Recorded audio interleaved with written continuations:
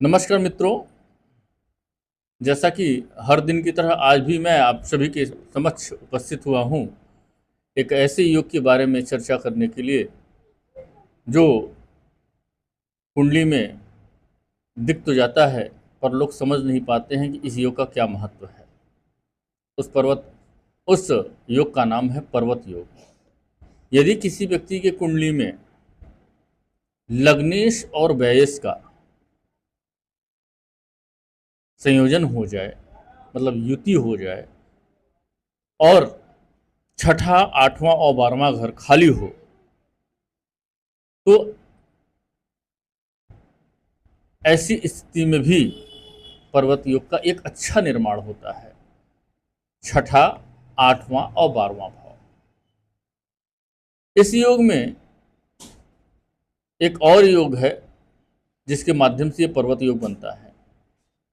यदि किसी व्यक्ति के लग्न में शुभ ग्रह बैठे हों या कोई उच्च का ग्रह बैठा हो जो कि कुंडली में कारक हो और छठे, आठवां और 12वां भाव खाली हो, तब भी यह योग बनता है। और कोई शुभ ग्रह की दृष्टि हो तो यह और भी फलित हो जाता है।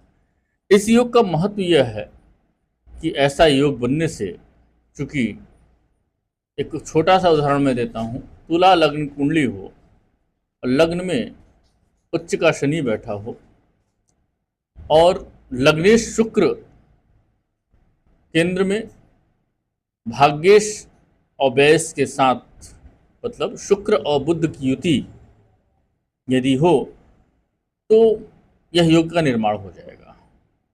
साथ ही साथ यदि लग्न में मान लीजिए गुरु बैठे हों, शुक्र बैठे हों, चंद्रमा बैठे हों और ऐसे में ही छठा, आठवां और 12वां भाव खाली हो, तब भी इस योग का निर्माण हो जाता है। इस योग के निर्माण से आपका व्यक्तित्व लोगों की निगाह में बड़ा ही अच्छा होता है। आप अपने पर्सनालिटी के दम पर कुछ ऐसा काम कर ले जाते हैं जिससे, अपने व्यक्तित्व से ऐसा काम कर ले जाते हैं कि सभी लोग आश्चर्यचकित होते हैं कि हमने तो ये सोचा ही नहीं था कि ऐसा व्यक्ति कोई कार्य कर जाएगा। वो अपने भाग्य का स्वयं निर्माता होता है। अगर वो जिस चीज़ को ठान ले तो उसके साथ वो चीज़ प्राप्त होना आसान हो जाता है।